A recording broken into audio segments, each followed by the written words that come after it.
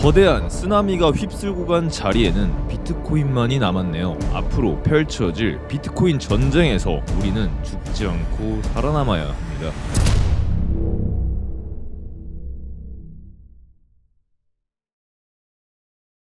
안녕하세요, 사토시입니다. 이번 주는 시작부터 굉장히 정신없는 움직임을 보여주며 여러분들의 혼을 쏙 빼놓는 한 주였던 것 같아요. 그래서 아마도 개미라고 불리우는 개인 투자자들은 버티기가 굉장히 힘든 움직임이었을 거라고 생각합니다. 그렇기에 우리는 이러한 일이 또다시 발생하지 않게끔 하는 게 중요하겠죠. 그럼 이러한 일을 예방할 수 있는 가장 쉬운 방법이 과연 무엇일까요? 지금이 흔들기를 만든 주체, 바로 세력들은 현재 어떠한 의도로 시장을 뒤흔들고 있는지를 파악하면 우리가 세력의 등에 타서 이 시장을 편하게 대응해 나갈 수 있습니다. 그래서 오늘의 영상은 꽤 중요합니다. 전 세계를 뒤흔들 거대한 쓰나미와 그에 맞서는 세력들의 거대한 물밑 작업에 대해서 알아보는 시간을 갖도록 할게요. 시작하겠습니다.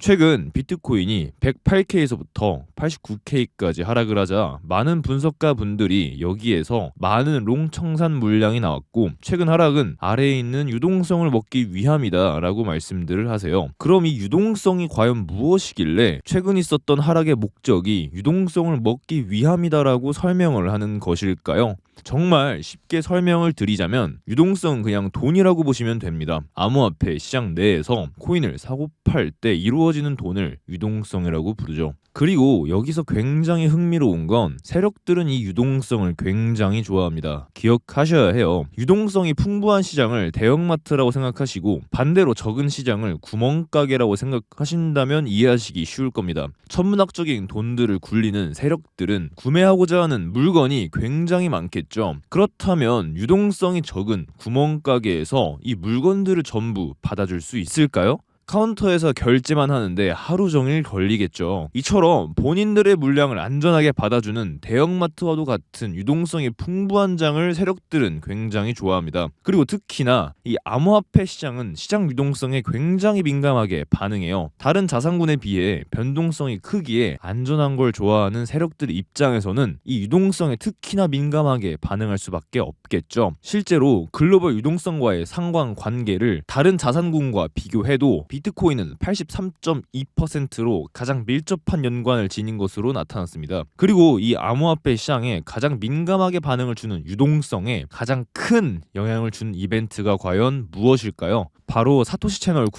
바로 미국 금리 발표죠. 세계 기축통화 달러의 패권을 가진 미국이 금리를 올리냐 내리냐에 따라 암호화폐 시장을 비롯한 전 세계 유동성이 크게 휘청거리는데요. 금리를 올린다는 건 내가 돈을 은행에 맡겼을 때 받는 이자가 증가된다라는 것이기에 시장 유동성이 전부 은행으로 빨리게 되고 반대로 금리를 내린다는 건 은행에 있던 돈들이 시장으로 터져나온다라는 것을 의미해요. 허나 여기서 문제가 발생합니다. 9월에 있었던 FOMC 회의에서는 2025년 금리 인하 횟수를 4번으로 예상하였지만 12월 점도표에서 금리 인하 횟수를 2회로 줄였기 때문이죠. 실제로 곧 설날에 있을 미국 FOMC에서 발표될 금리 결정도 CME 패드워치 상으로 동결 확률이 98%가량 보이고 있으며 미국 최대 은행 중 하나인 뱅크 오브 아메리카에서는 올해 추가 금리 인하 없을 것이라고 예상한다고 말한 만큼 9월에 예상했었던 금리 인하 기대감과 염원해 왔었던 유동성 파티가 생각보다 빠르게 식어버린 것입니다. 여기까지 괜찮아요? 이어서 가보겠습니다. 그래서 미국의 10년물 국채 금리가 크게 치솟았죠. 보통은 기준 금리와 미국채 금리가 같은 방향으로 움직이지만 아직까지는 미국이 양적 긴축을 하는 QT가 아닌 양적 완화를 하는 QE에 해당하는데도 기준금리 방향과 미국채 금리 방향이 반대로 갔기에 시장이 발작이 일어났던 것 같습니다. 안전자산인 국채 금리가 높아져 수익률이 높아지니까 리스크 자산으로 분류받는 비트코인의 매력이 상대적으로 감소가 된 거예요. 그래서 많은 전문가들이 미국채 금리가 올라 비트코인이 떨어졌다라고 설명하시곤 하지만 사실상 본질적으로 따지고 보면 풀리게 될 유동성이 축소가 되자 그 실망감에 비트코인을 비롯한 자산시장이 하락했다고 보는 게 맞는 것 같죠. 그렇다면 이 악재로 보이는 유동성 공급 축소가 비트코인 대세에 큰 영향을 끼칠까에 대한 고민을 해보아야 합니다. 여기까지 괜찮죠? 조금만 더 파고 들어가 봅시다. 글로벌 유동성에 가장 민감하게 반응하는 비트코인이고 그 유동성이 축소가 됐다라는 것은 비트코인 가격에 큰 영향을 주는 요인 중 하나일 텐데 현재 비트코인을 대하는 기관들과 세력들의 태도들을 보면 흥미로운 점이 한두 가지가 아니에요.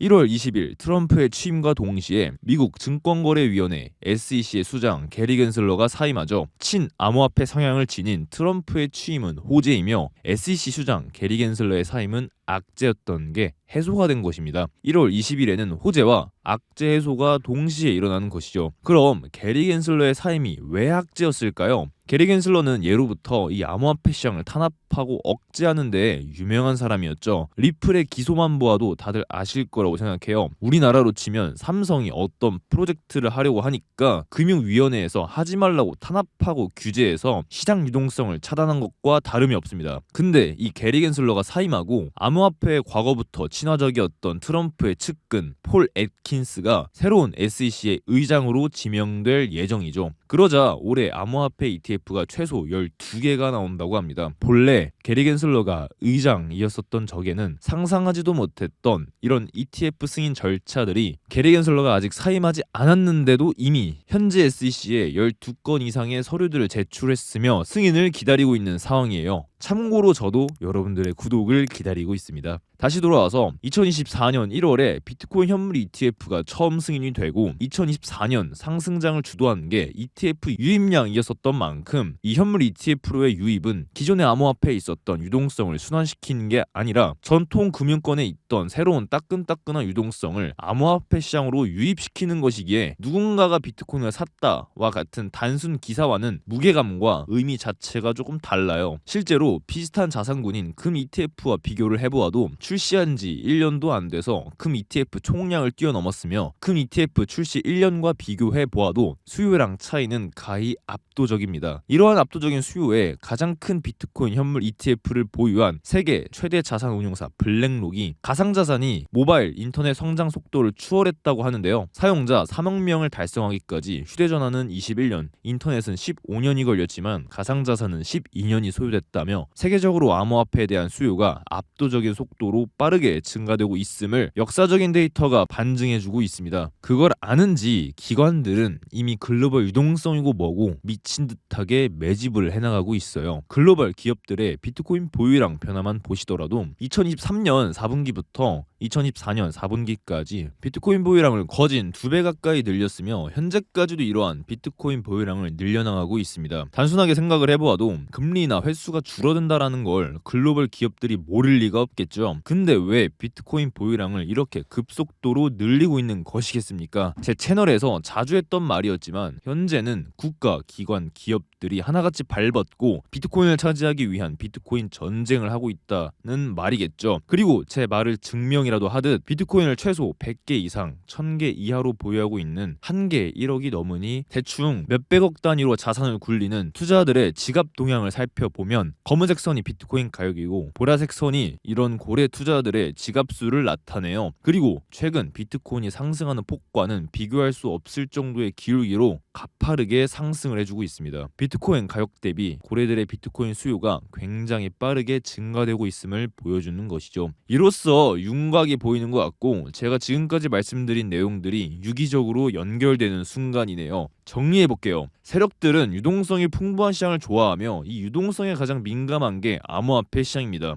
근데 금리나 횟수가 낮아지며 시장에 있던 유동성들의 공급이 제한됐지만 기관들과 세력들은 아랑곳하지 않고 새로운 곳에서 유동성 창구를 만들어 암호화폐 시장에 부족한 유동성을 공급하려고 하고 있어요. 그걸 반증이라도 하듯 기관들과 고래들은 미친 듯하게 비트코인을 매집해 나가고 있죠. 그렇기에 여러분들은 비트코인 대세 상승장에 대한 의심과 걱정은 안 하셔도 됩니다. 허나 제 개인적인 생각으로는 이번 불장은 굉장히 쉽지 않은 장이 될 것 같다는 생각이 들어요. 왜냐하면 ETF들을 받아놓고 저번 영상에서 말씀을 드렸었던 스테이블 코인들로 전통시장과 암호화폐 시장을 연결시켜 접근성을 높였고 그리고 이러한 개미들의 물량이 암호화폐 시장에 천문학적으로 들어오게 되면 그게 다 세력들의 먹잇감이 될 거라고 생각해요. 생각해요. 이 시장 내에서 위아래 엄청 털어가며 본인들의 물량을 받아줄 유동성을 먹고 그러면서 그 물량으로 서서히 가격들을 올려나가지 않을까 싶습니다. 그렇기에 저는 이번 불장은 스케일로 따지면 가장 크지만 수익으로 만들어내기에는 꽤나 어려운 장세가 될 것 같다는 생각을 하는 거죠. 허나 이 영상을 통하여 우리 구독자 여러분들은 세력들의 이러한 의도와 물밑 작업을 눈치채셨다면 앞으로는 제가 말씀드린 것처럼 잔파도가 부딪혀도 흔들리지 마시고 오히려 기회로도 받아들일 수 있는 매번 털려나가기 바쁜 여타 개미들과는 다른 매매를 하실 수 있다고 생각합니다. 제가 여러분들을 꼭 붙잡아둘 수 있도록 구독을 눌러주세요. 반드시 필요합니다. 더 나아가 저의 개인적인 생각을 적어두는 아래 텔레그램방 입장이 돈 받고 하는 거 아니고 그냥 일기장이니까 편하게 구경하다가 가셔도 돼요. 여러분들의 성공적인 투자를 진심으로 기원하며 가볼게요.